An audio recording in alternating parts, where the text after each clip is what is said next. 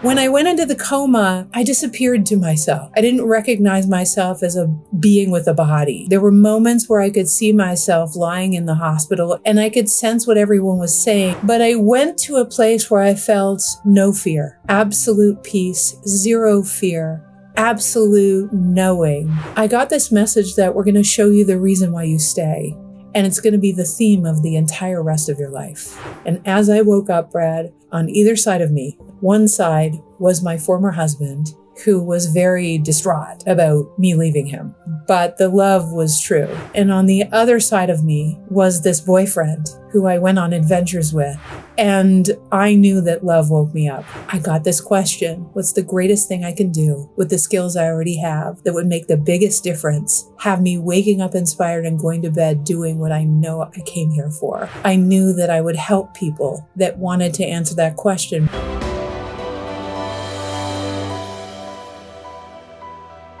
Well, hello, Jennifer Hough. Welcome to the show. I am truly honored by you joining me and looking forward to our conversation. How are you feeling today? I'm doing great today and so honored to be here. What a privilege. Beautiful. Well, you know what? It's a privilege to me for sure that you joined. You know, we met each other at the IANS conference a few weeks ago, connected there, and then we're able to schedule this. So it's quite a treat today for the viewers.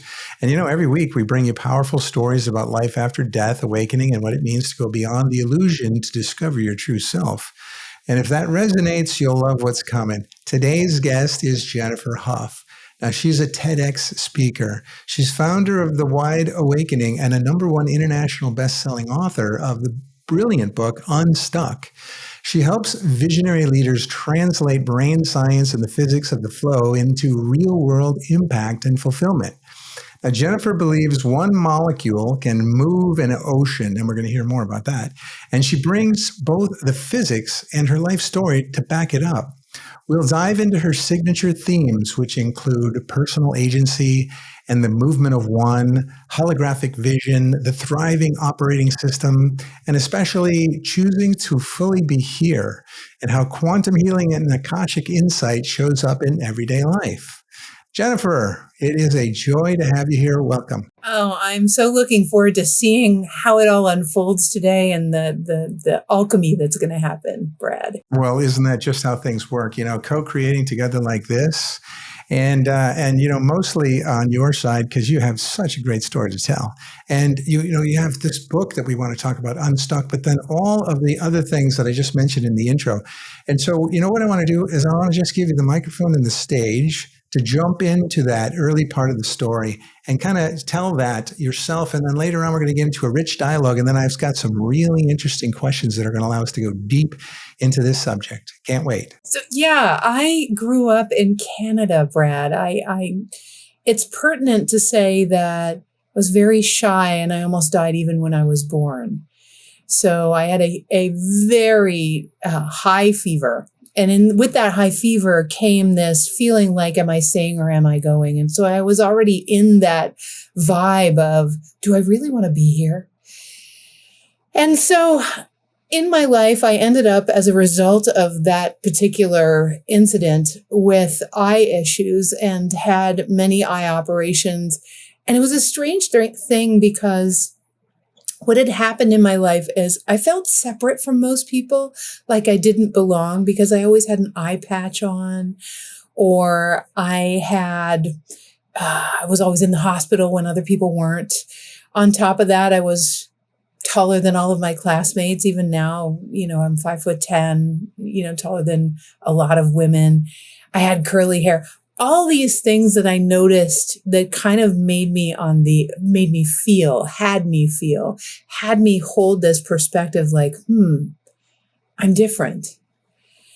And because I felt different, I started to ask questions of life. And I remember being in a confirmation class. I think at this point, my mother brought us to all sorts of churches to explore spirituality. And I ended up in this church with this minister that I knew instantaneously was almost doing his job by rote, as opposed to deeply feeling what he was teaching us. And it made me sad. And I thought, I want to understand how spirituality actually works.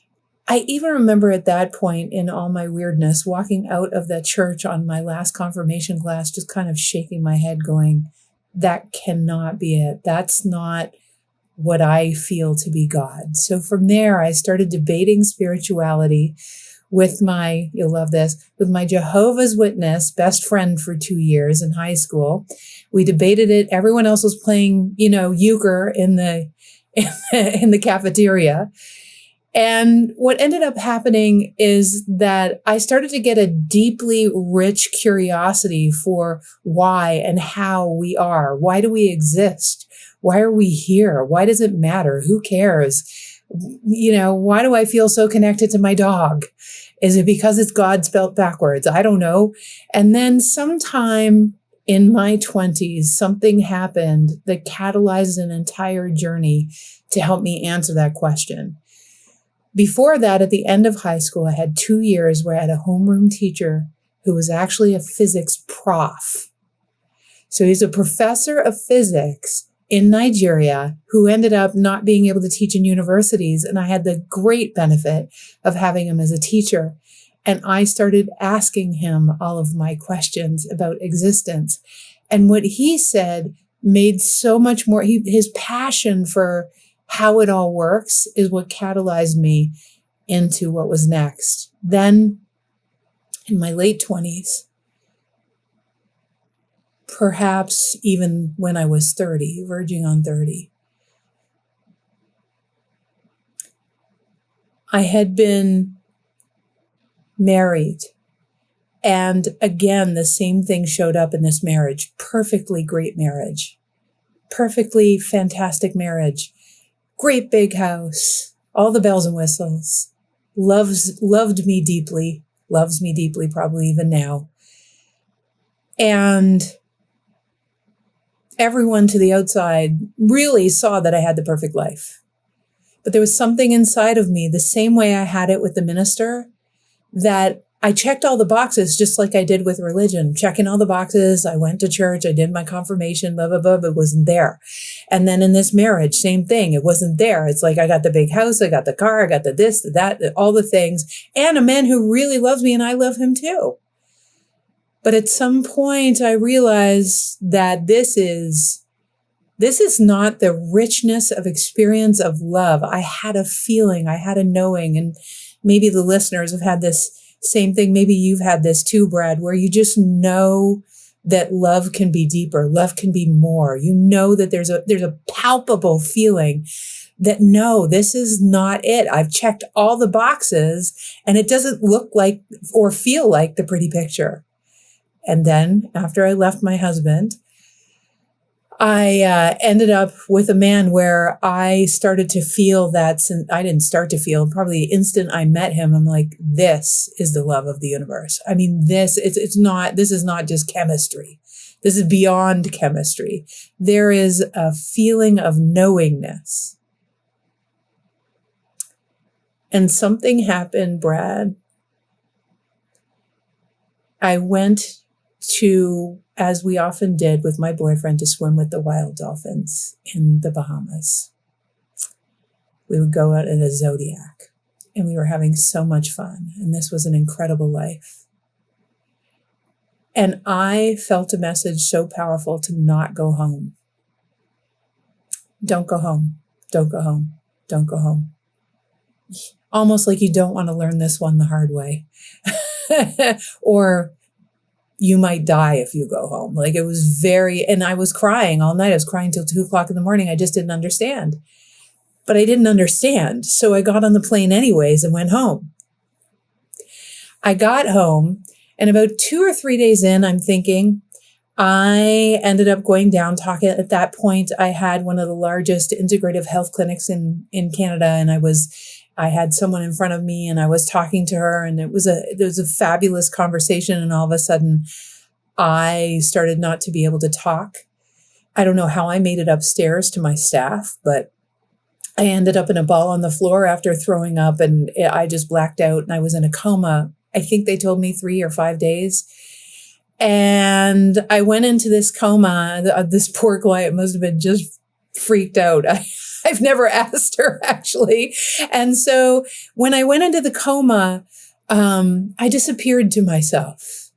I didn't recognize myself as a being with a body. And I was lying in the hospital. There were moments where I could see myself lying in the hospital and knew that I was lying in the hospital. And I could sense what everyone was saying, and I could sense it. It wasn't quite hearing. But I went to a place where I felt no fear, absolute peace, zero fear, absolute knowing. I'm really appreciative of telling this story, Brad, because in its fullness, I've never actually shared all of it. And it's because, again,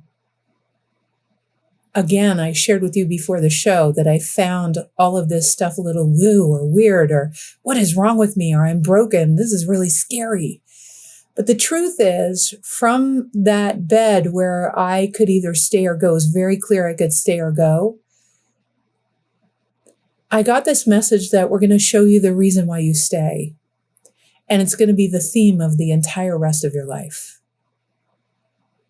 And in that instant, it was the first time I woke up. And as I woke up, Brad, on either side of you, no kidding, on either side of me,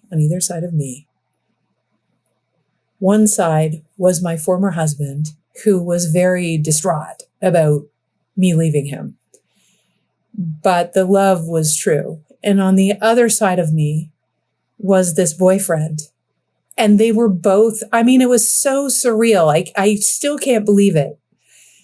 So on one side of me is my former husband holding my hand, and on the other side of me is this boyfriend who I went on adventures with.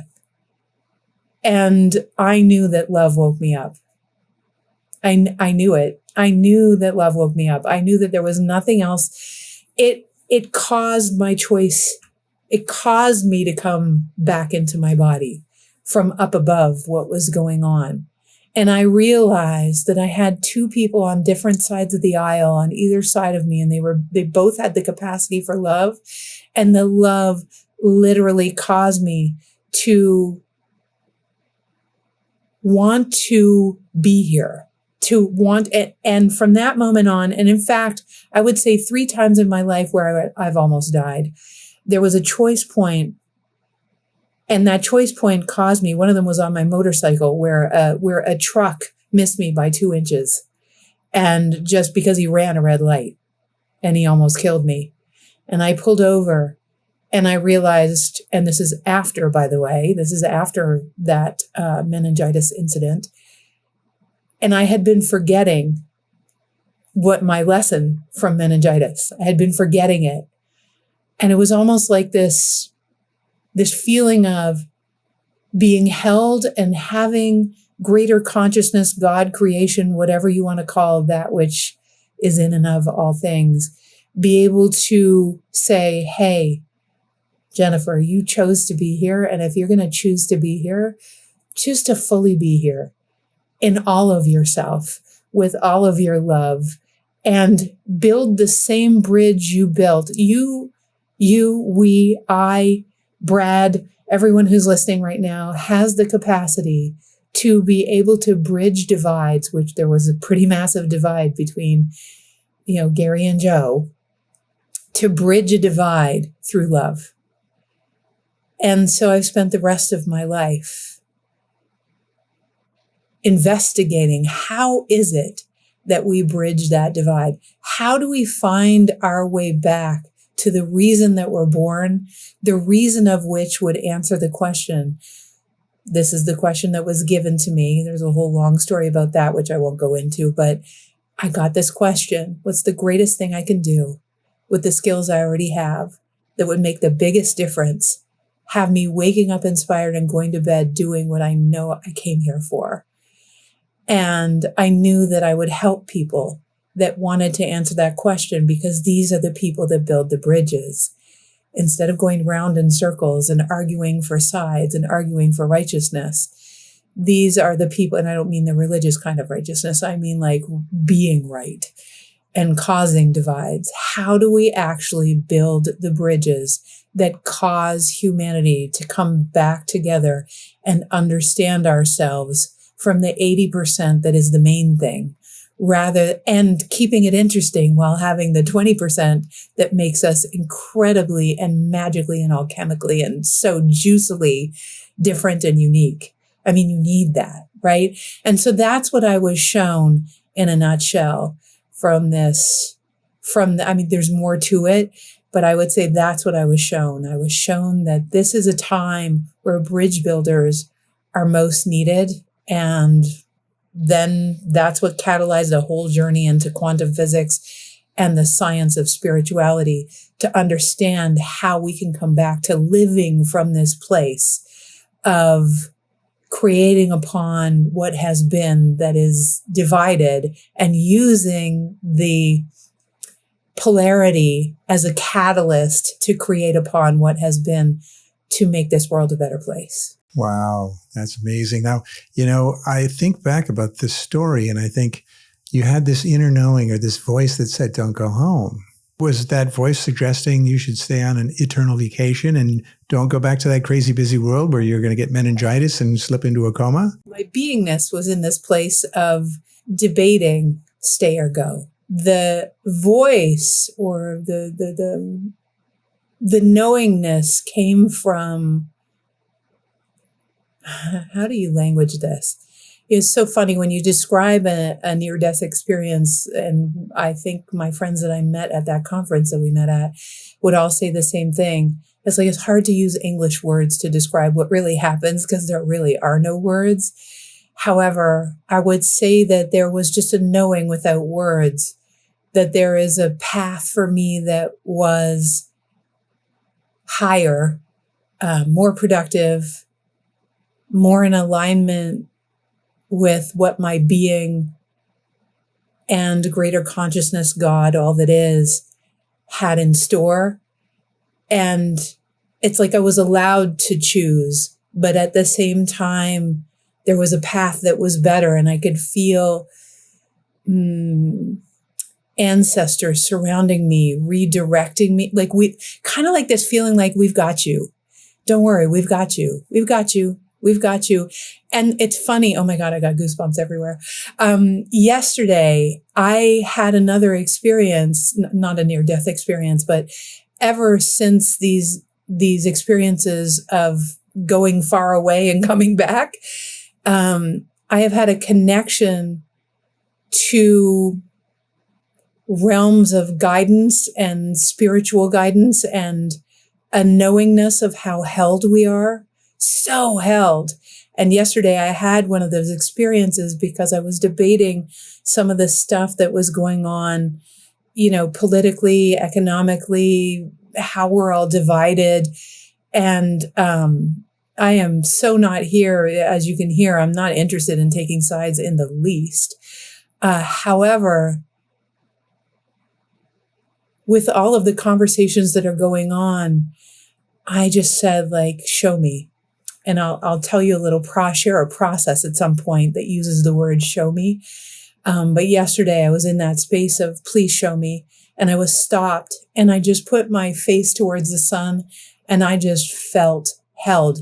That same sense of heldness that it's not because I'm special. Everyone can feel that same sense of heldness. That's one of the things that I was shown. And there's not a single person alive that isn't, that is not available to. That sense of just knowing that you're going to be okay, we're going to be okay. It's even deeper than safety. It's a sense that something's got you, like you're gotten beyond the same old. Was that your biggest takeaway from that overall experience? And does Gary and Joe feel the same? Interesting question. So what I got from the experience is we're all here to emanate love. And the only thing, I remember someone else validated this for me, the only thing that we care about when we no longer inhabit this body, when we're in communion, if we were to chat with each other, the only thing we care about is, how much love did I emanate? How much love did I emanate? So how much love did I express while I was here? That's the only thing that matters. And so I am a perpetual student of that because it is the greatest bridge builder. And yes, the science and the quantum physics of it all. The second question was about Gary and Joe. Gary and Joe are on their own journeys. And so I would say that in my ridiculous amount of curiosity about why we're here and who we are, I have shot forward into this, just kept expanding. And I have no idea what that incident has been for them, because even those relationships are seldom, the connection is seldom, not because there's any anger or resentment, but because there's another concept, Brad, called doing what presents. When I started to understand physics, what I started to understand is that, I'm sure you've heard this before, there is nothing that happens in our lives that isn't happening for us. Every meeting you, I knew as soon as I met you, it's like, oh, okay.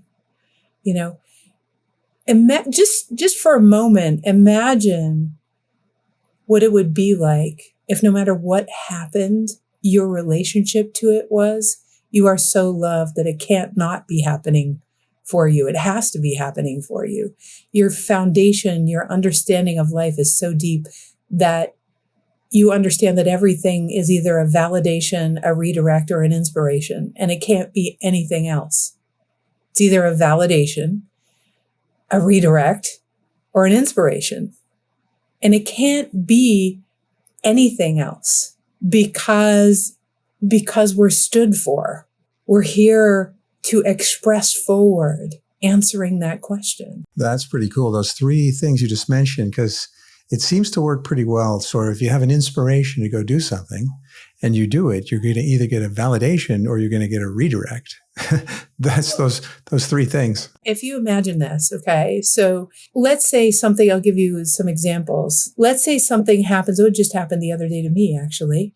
I had been sensing that I had deeper guidance and more spiritual backing in these times of great change, but I didn't really know it.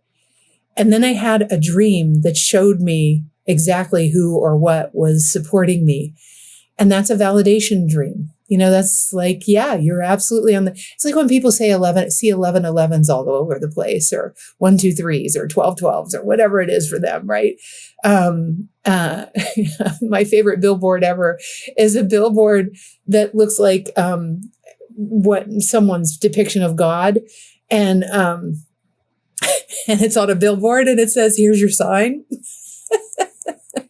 Because it's literally a sign. So that's a validation. And then a redirect, I'll give you a simple version of it. You're working on your computer and you're working on something really important and you're so passionate about it.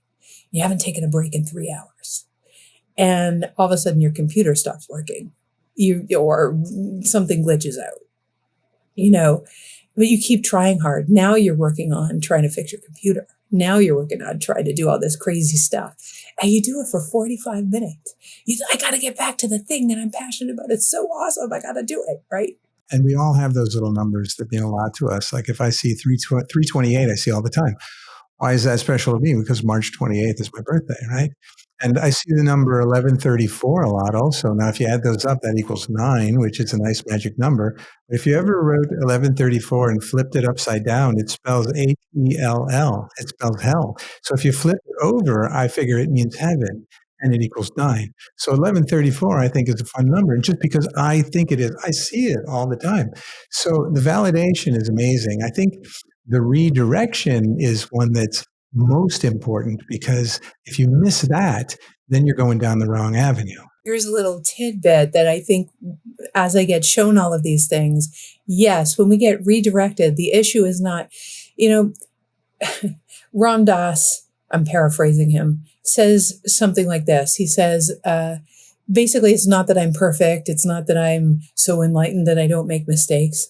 It's just that I spend very little time in the contrast. I spend very little time in the things that aren't working. And before I knew that he had said that, you know, my communication with greater wisdom was always, Jennifer, see if you can get it down to 3 minutes or less. So I love sharing with my clients, like, just see, like, pick a number. How about 10 minutes, 11 minutes, you know, of upset and trying hard and making it hard and all that kind of stuff. And then if it doesn't happen after 11 minutes, because consciousness, the laws of physics say whatever you make up, just like what you just said. You said you like 1134 because it's hell, you know, you turn it upside down, etc. So it must mean heaven. And so imagine that you just pick a number just because you like it.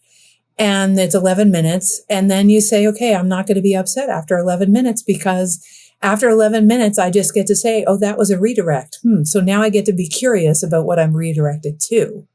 Right. And so the last piece of this is actually so inspiration. It's when sometimes you're standing in front of people. And I remember, I have a great story. Anyways, there was someone that I really, really wanted to meet. And even my boyfriend who swam with the dolphins had met this really famous person. And, but it wasn't about the fame. It was about her total badassery. She was just a badass, right? And really followed her inspiration. I could tell she was being dreamt by a dream. And what ended up happening is that all these people around me had been interviewed by her or had been, you know, on her show or whatever. It was Oprah. And it's so interesting because it was all around me. And instead, then I would just get jealous or envious or irritated. This is before my NDE. And I would just I would twitch. And then I realized, oh, they're actually showing me that I'm getting closer and closer and closer. And to the fact that I just want to prove my point. Yeah, and I think that's important to be able to pick up on those signals. A lot of time it's like the intuition, you know, are you listening for your intuition? Are you tuning it? So when you follow it and things work out well, then you know that was that attempting to talk to you. So those are useful things, and it's different for many folks. Some folks just don't listen to their intuition at all. In fact, they don't know what it is. It might be telling them all sorts of things, and they ignore them all the time, and they can't understand why everything's just not working out quite well. So to learn that skill is probably an important one. One other quick note before we go on here is that I learned sort of some time ago that if you have expectations, that'll oftentimes create frustration, because if you don't achieve what you think you want, you might be frustrated and have, you know, anger and sort of negative energy. But if you replace expectation with intention and with enthusiasm, as this is what I want to do and I'm excited about it, but I have no expectation.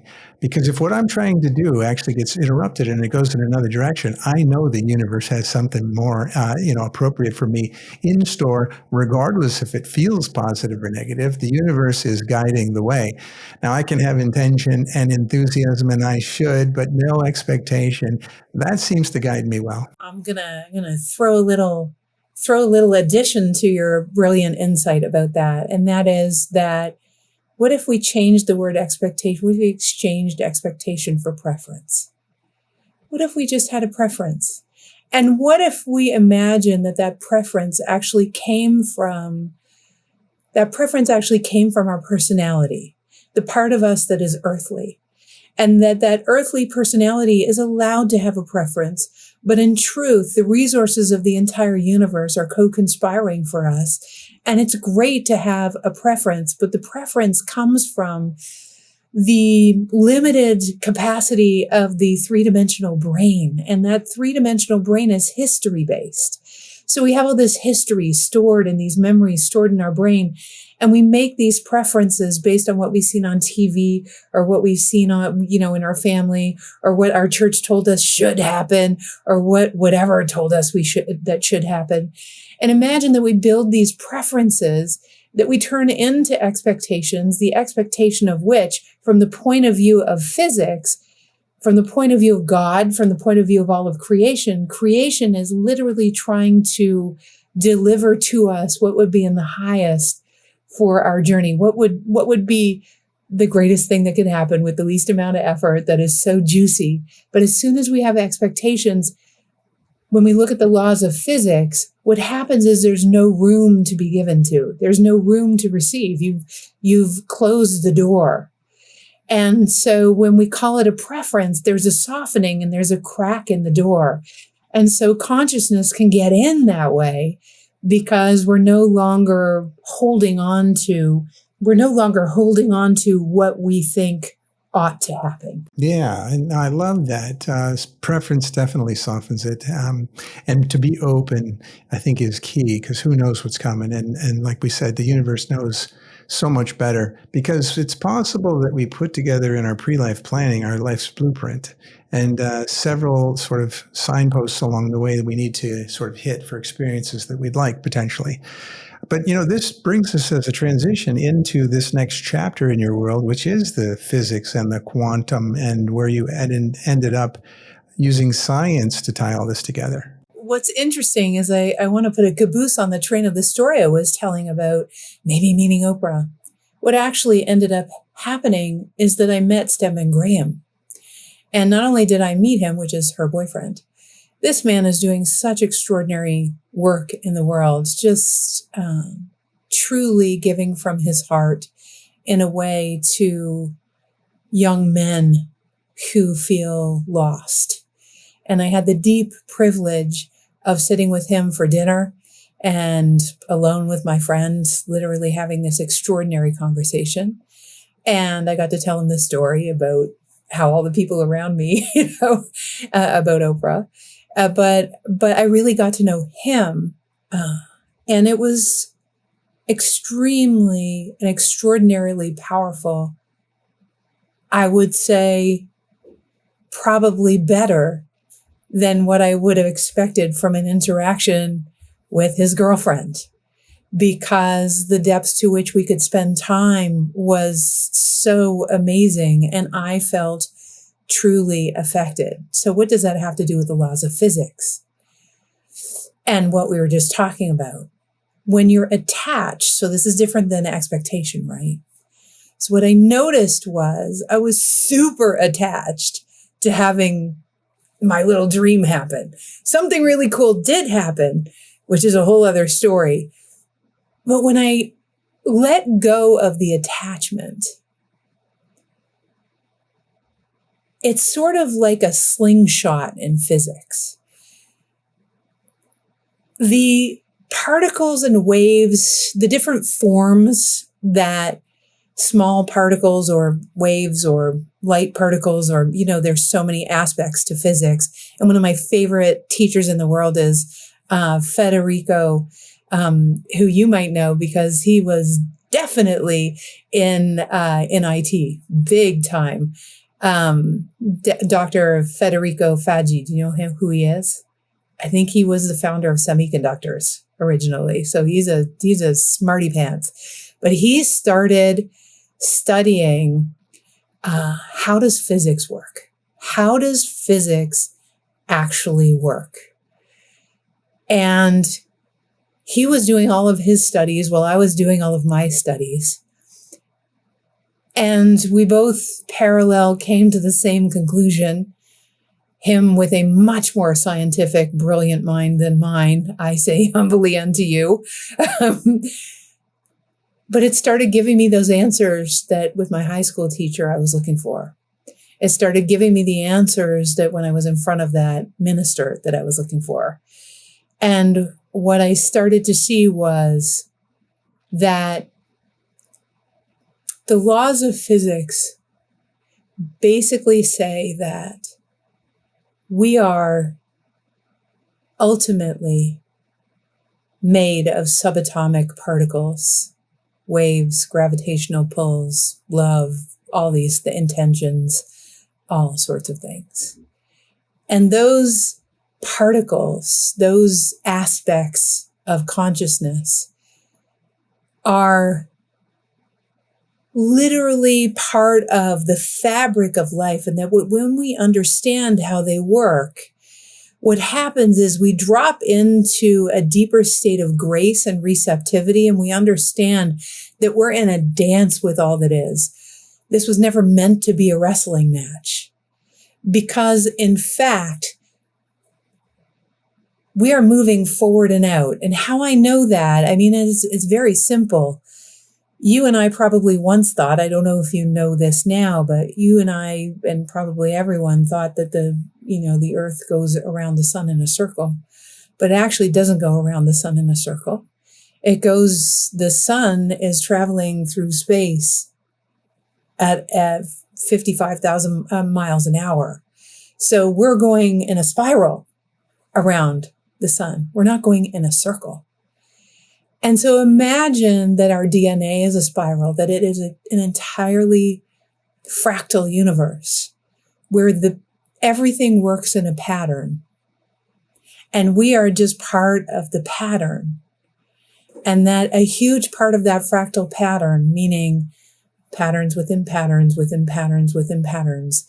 And Mandelbrot, who actually brought the mathematics of those patterns to the forefront, he said, what if we can explain it all in an equation that says that we are all in the hologram of everything, and everything is in the hologram within us. And the funny thing is, beautiful human beings, like a beautiful Turkish philosopher said, we are both a drop in the ocean and an ocean in a drop.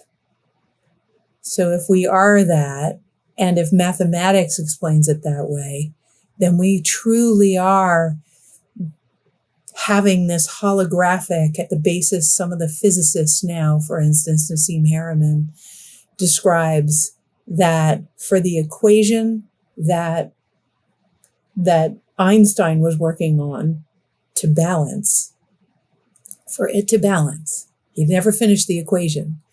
But in order for that equation to balance,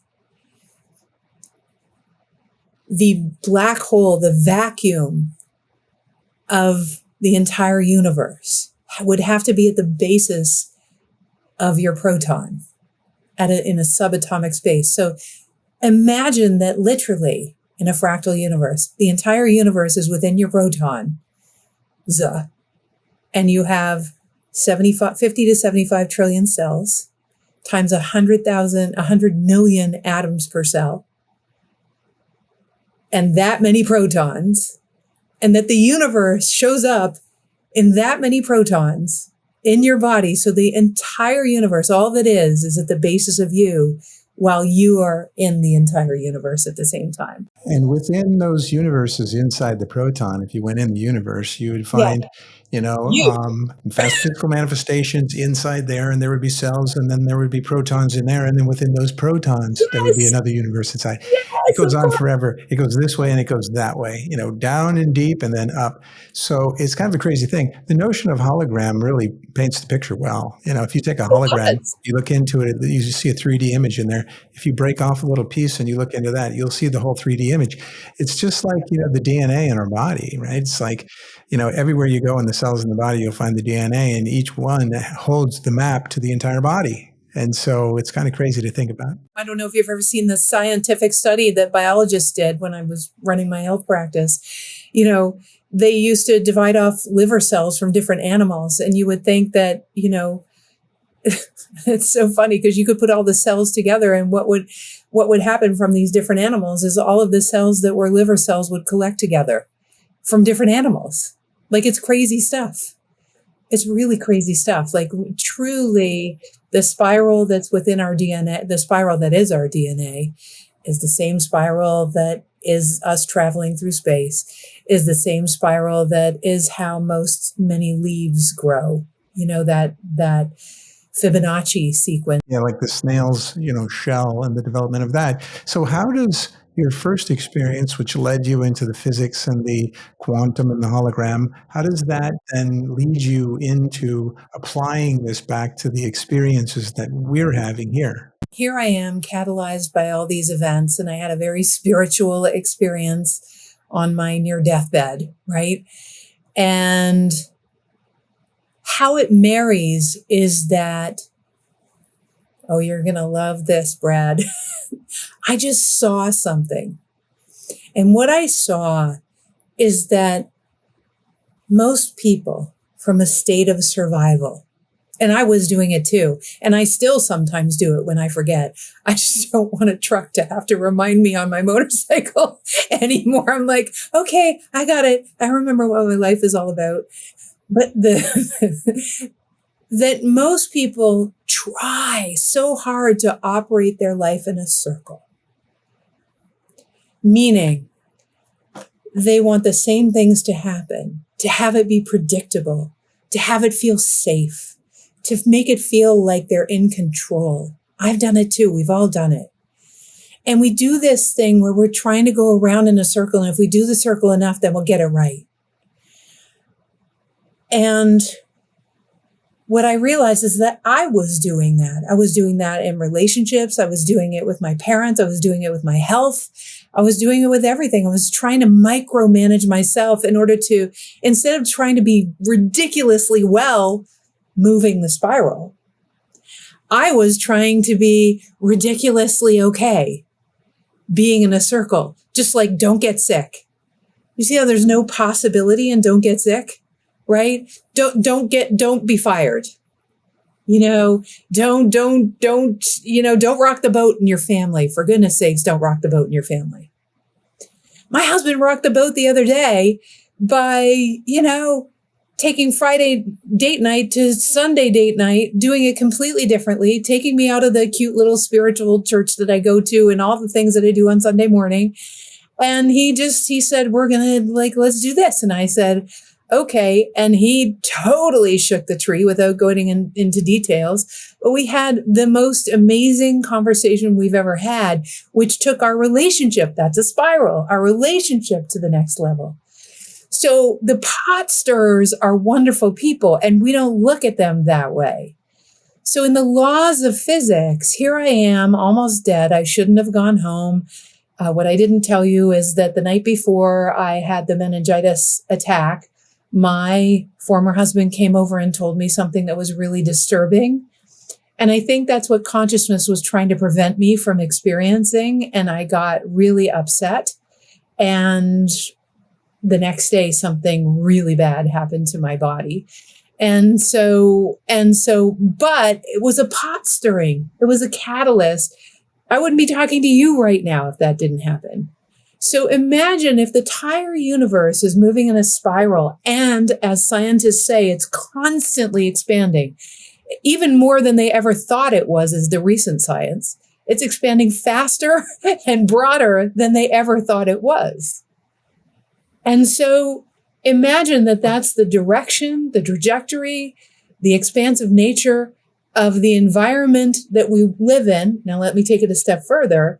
And then know that the basic atoms that we are made of are actually the original atoms of the stardust that has created everything, and that the memory of all of creation is within us, and that those same atoms are expanding the universe, and we're a fractal part of that. So when we're not actually being creative, when we're going in circles, it's almost like you're going backwards, because consciousness and life is moving forward. And so people who live in fear, that try to keep things the same, that are wanting things to just look like they always have, that level of fear is what keeps us going in a circle. And so to put a caboose on that train, there's a story of a man that I met. I'm Canadian. I'm originally from Canada. And I married an American, and I moved down here to beautiful Asheville, North Carolina. And my husband and I decided to meet halfway between where we both were from. He was living in Florida where his kids were, and I was in Canada. Exactly 12 hours from each of us is Asheville, North Carolina.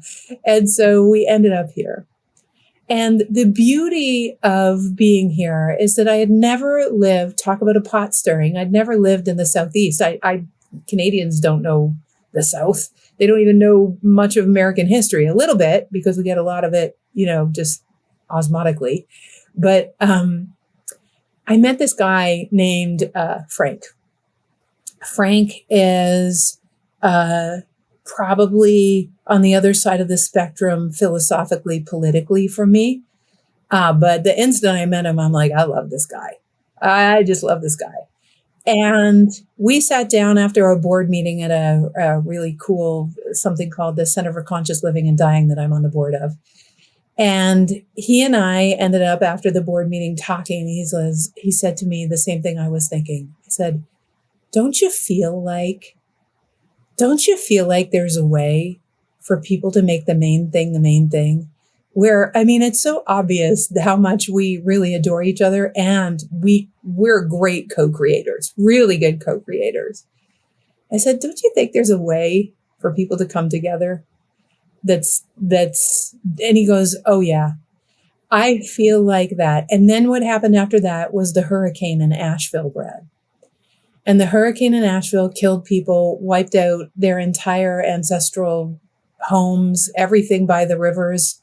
And this whole place is filled with water and waterfalls. So all the homes got washed into the river, and we're still recovering. But Frank and I afterwards said, do you remember that conversation we had? And I said, yes. And he said, do you see how we all came together?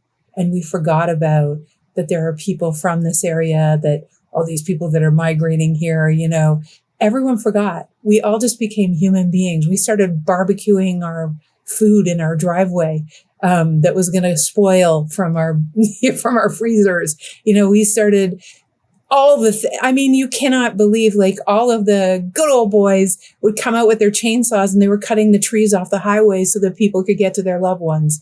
I'm telling you, it was extraordinary. And we looked at each other and we said, we have to create a project where we can build that level of remembering the main thing without needing a crisis in order to do it.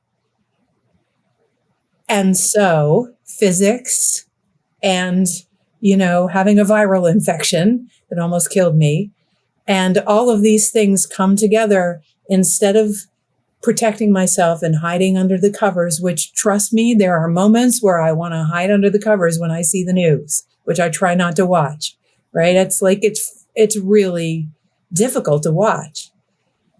But I don't want to be in a circle. I want to be in a spiral. I want to be catalyzed and moving forward, using the laws of the foundations of who we are. That they're all I know is that every time I have a conversation like this, I learn more about myself and more about the person I'm with. And I deepen my relationship to life, and I fall more in love with that this life and this world can change. We all have the capacity. And it takes a love of humanity ultimately, and an understanding that it's possible. I love the way you said that. Don't rock the boat. And, especially when you said don't get fired. It's like, working a job where your main goal is just don't get fired. It's like you probably need something more inspirational than that. And I like how you said, to break out of that circle. I feel like that circle, you're caught in there because of fear and, lack. And it's just, you're caught in that circle. And so you've got to break out of that circle. And so it requires to stir the pot, and probably not to do a crazy thing outside your character, but to do things that are sort of inside your character and that are of the frequency that you truly are, but they're not the same old, and certainly not being held back by fear, lack, and, negative energy. And so I tell you what, what I'd like to do is stir the pot. Okay. So I've got Yay. some exactly. Yay. I thought you'd like that. So Yeah. I have some questions that I created ahead of time based on my research. And I tell you, I think you're going to enjoy them. Now, this is a section Okay. you can see that I called Heart's First Whisper. And it's meant to, you use your heart when you respond to this, not your mind or your thoughts. How's that sound? Sounds good. Excellent. Well, here we go for the first one. The first question is, what moment showed you that one small action can move the whole ocean? Honestly, it's when I watched the movie Gandhi, and Frank reminded me of this the other day. And Gandhi was lying on his deathbed, and he was skinny, and he, because he was on a fast. Yeah, he was on a hunger strike.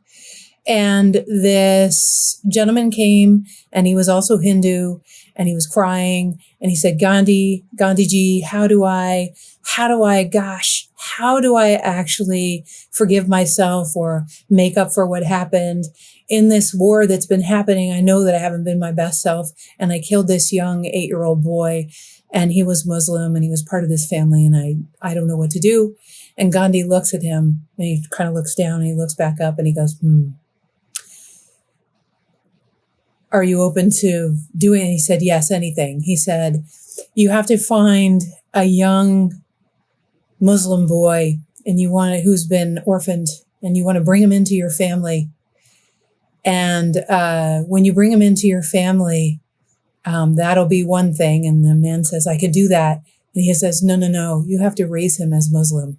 That, my friend, is when I knew that one small action Gandhi's whole life is an example of how one little skinny tiny guy can move the ocean. Oh, that's for sure. Wow, that is an amazing. I don't know that many people know that story. That's very cool. Thanks for that. Well, this brings us to number 2, which is, what shifted in you during the angel moment that grounded your belief in agency? So with this young woman who I was walking to a psych ward, I was working for a street youth agency.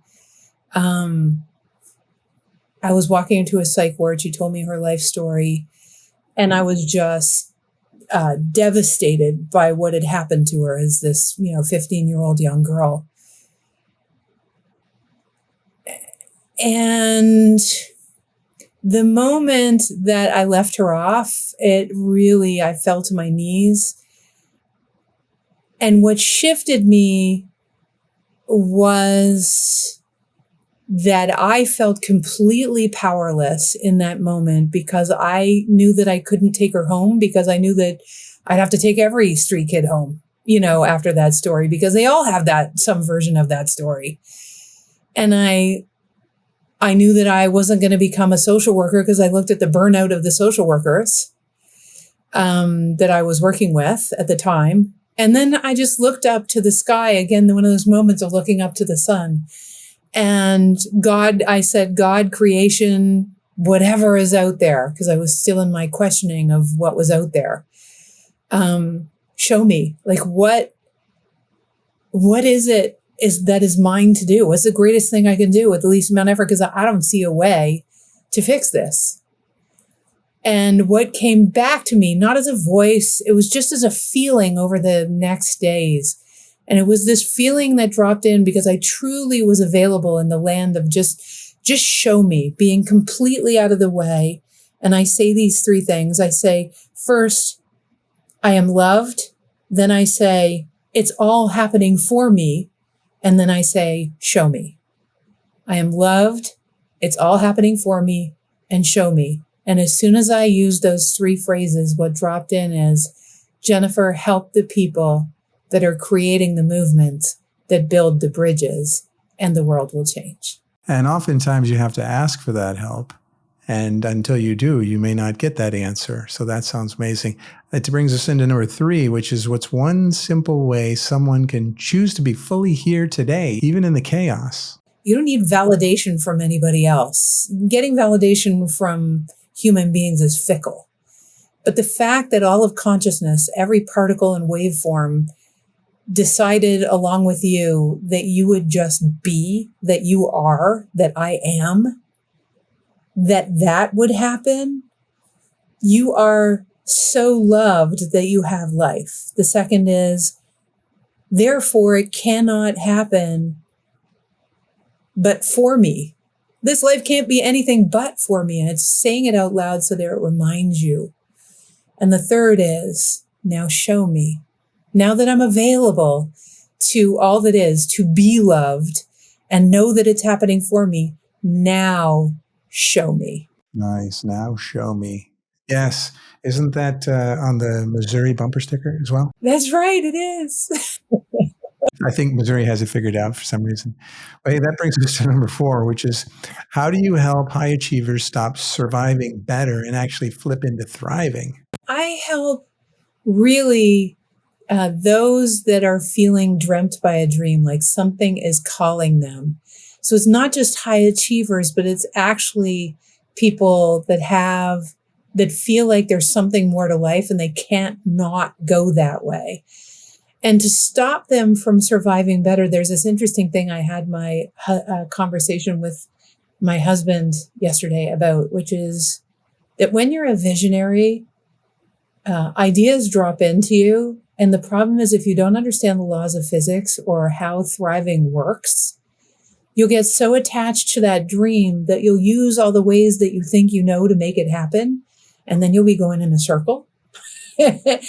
And to help those people that feel like there's something more calling them, it's really understanding that there are foundations to a thriving operating system. And I'll pick one of the characteristics of that thriving operating system. It's the characteristic of holding on to the how very loosely and being really interested in the answer to the question, show me. And then going through the exercise of becoming incredibly receptive, because the same doorway that perceptively lets all of you out, where you get to fully express as a divine child of an infinite universe, is the same doorway that lets the entire universe and infinite wisdom and all that awaits you in. And if you don't let it in by trying to do it your way, because high achievers are usually used to doing it all their way, if you don't let all of it in, what happens is it will cause arrested development, let's say. So of the idea or of the movement or of the mission or whatever it is. Yes. And so kind of ties into the last one, show me, and then make sure the door is open and be open to thriving in this case. Well, that brings us into number 5, which is, when someone feels stuck, how can they tell if it's a belief issue or an outdated operating system? Oh my gosh, that's such a great question. When someone feels stuck, more often than not, Brad, the issue is not the belief. The issue is that there's probably an entire paradigm that they're living in, which is basically just like a belief is a bunch of thoughts that you collect evidence for over time. And in the laws of physics, if you're collecting evidence for something, the universe will actually show you, and even the reticular part of your brain will make you notice all the things that back up your thoughts. So a belief is just something you have used physics to collect evidence for. It's not actually the truth. But then if you believe beliefs for long enough, what happens is they turn into a paradigm. And when you're living in a paradigm, you can't even get to the belief. And so you feel incredibly stuck, because the paradigm, like if you only vehemently believed that the earth was flat and you weren't going to let go of that, there's a bunch of things you won't be able to do because you believe the earth is flat. And so imagine that the paradigm shift of realizing gravity and the earth is a sphere and, all the things, it's going to change your entire life and your entire relationship to life. Now not thinking that you're going to fall off the edge of the earth, right? And so the way you operate in a spherical planet is a whole different operating system. So I would say that the way to change thousands of beliefs at a time, or at least hundreds of beliefs at a time, is to actually change the paradigm of the way you look at the world, so that your operating system instantaneously has to change, and therefore hundreds of beliefs will have to change. And that's what I love to do with people, because with my engineering ancestors, it's all about efficiency and productivity. Do you know what I mean? So there's a big efficiency and productivity gene for me. And for me, we can change beliefs on the way, but at some point we get to that glass ceiling where we get to change the entire way we experience life. Got it. Well, that makes sense because a lot of folks have well-established paradigms. It kind of sounds like if you got 10 or 20 or 50 or 100 beliefs that are aggregating together, it might create a paradigm. You might be stuck in that a little bit. And I got to tell you, there are people that have come on the show and in the comments that are quite certain that we do live on a flat earthly plane with a firmament above. And there are those that believe we're on a sphere hurling through space sort of randomly. And, there's others that believe that we're in the matrix and it's all a simulation, and both could be true even at the same time. So who knows? All could be true at the same time. Of course. And, I feel like I'm open-minded enough to consider them all. And who knows? We'll find out one day. The scientists who study physics say that this is not like a ball universe that's expanding. It's actually a flat universe that's expanding out at the edges. So who knows? Maybe the people that are touching into the flat thing are looking at the universe instead of, who knows? That's what I love about all this. It's possible, but we also have to remember that those scientists are only a part of the simulation as well. So there you go. You can go pretty deep on that. Hey, that's fun though. So let's take us into number 6, which is you talk about trajectories more than goals. What's one way to course correct a trajectory today? So let's say we're going along and things don't seem to be going smoothly. Actually, I'm going through this right now. It's a great question. So I'm going through what I'm calling a trajectory shift. And the way, this is so annoying for people who are used to shaking and baking and making it happen and all that kind of stuff, which is me. I love being in the flow, as most people do. But the way I have done it, which I will share very specifically, is I make sure first I go to the feeling place. So I go to the place where my life feels like it's, I'll go for a hike, a lot of hikes. I'll go for a lot of bike rides. I'll go and meet with friends. I'll go and work on co-creative programs of projects that have nothing to do. In this case, there's a quantum leap looking to happen in my business. And so I'll go and not focus on my business at all. That's the thing, Brad. It's getting myself not into the place of frustration, because when you allow yourself, given that consciousness kind of, I'm anthropomorphizing consciousness, but I'm just going to say it this way for the purposes of, understanding it. It's like consciousness assumes that you have free will. So if you focus on what's frustrating you, it assumes that you want more things that frustrate you. And so that's going to be your experience perceptively, and so because physics will gather in the direction that you're going, the best thing you can do once you've catalyzed a change, once you're ready to make a quantum leap, is actually get out of the way and do the things that you love that put you in the space that you want the quantum leap to also feel.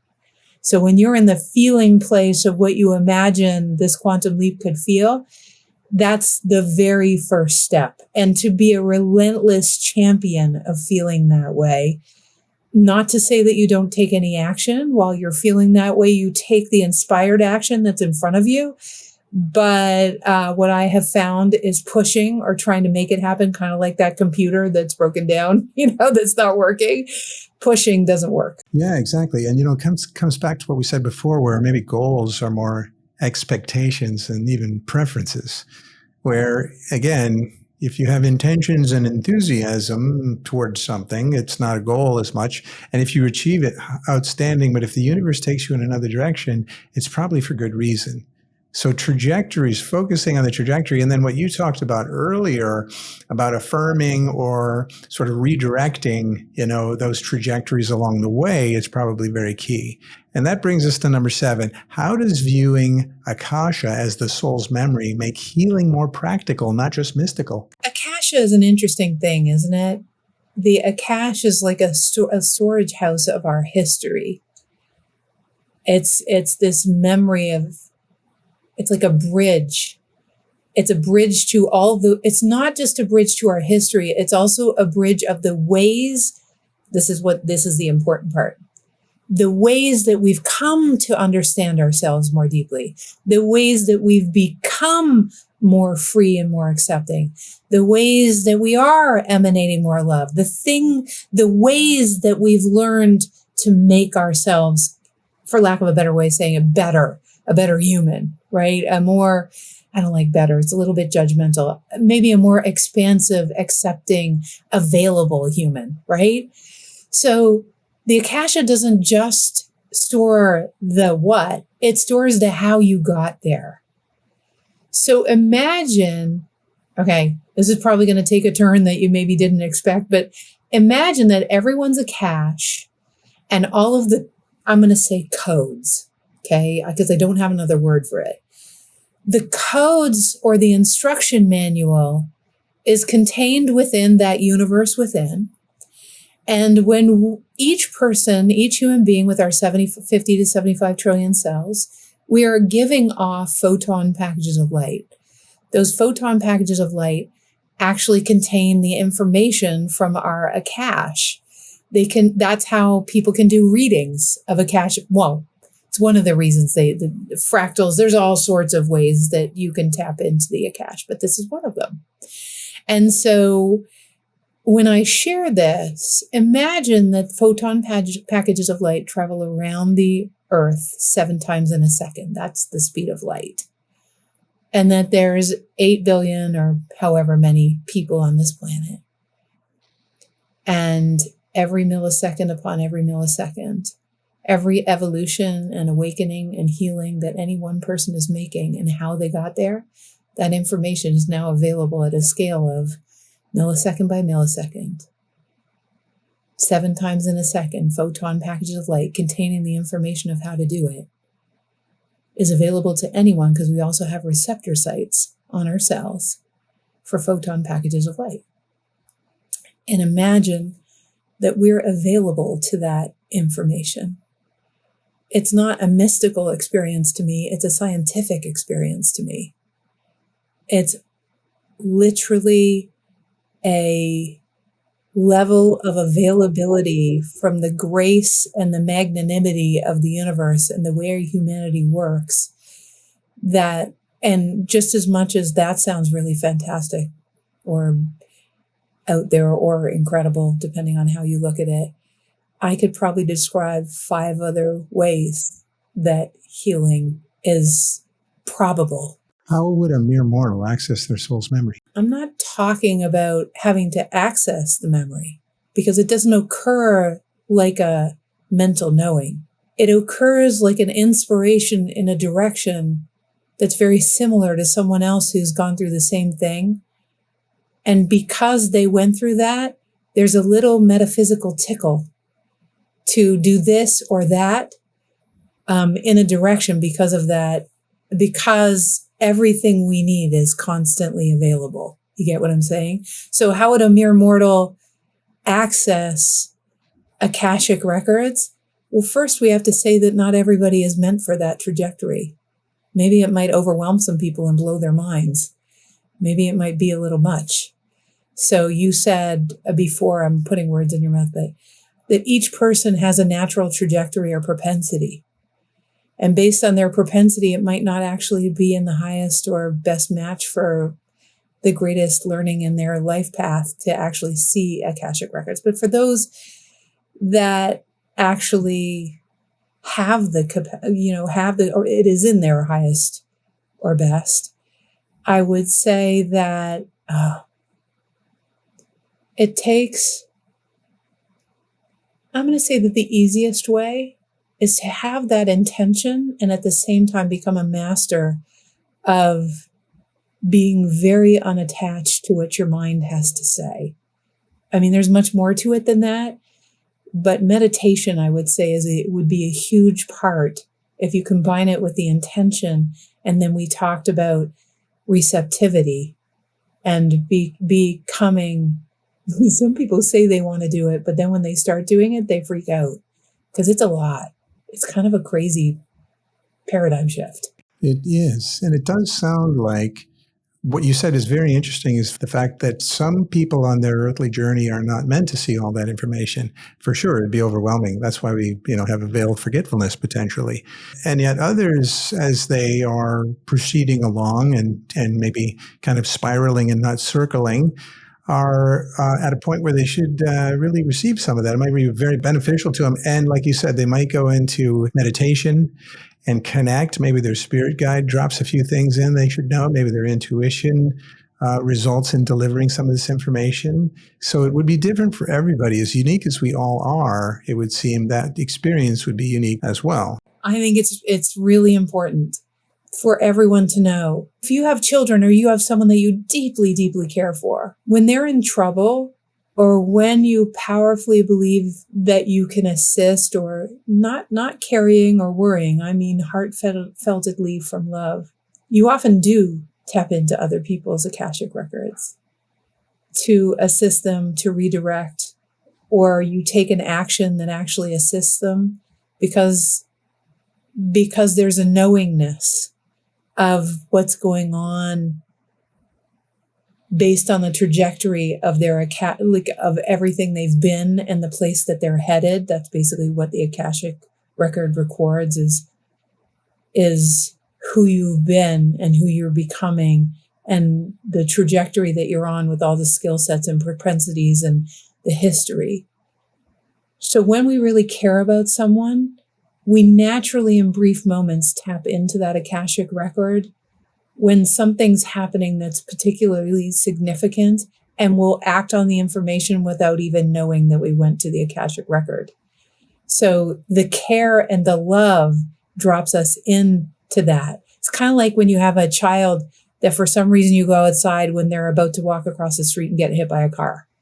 And you say, John, get, and there's a whole quantum physical thing that happens that drops in an instant that includes accessing your child's trajectory and their history and that they're not meant to die in that moment, blah, blah.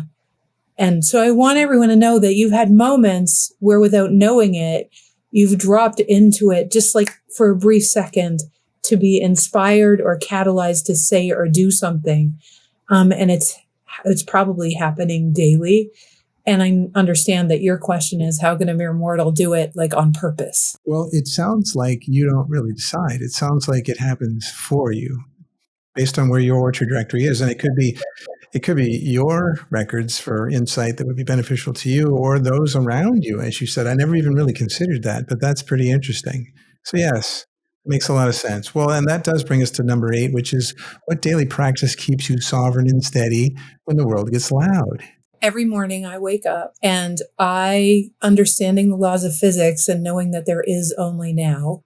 I know we didn't talk about that, and I know it's going to be a weird thing to add to the mix right now, but they're really, from the point of view of physics, there is only now. There's no future.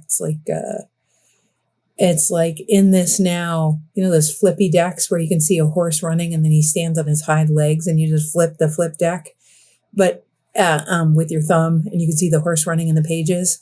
And now is kind of like that. It's like every version of the horse running is available now in the flip deck. You just have to decide where you're going to go in the flippy deck.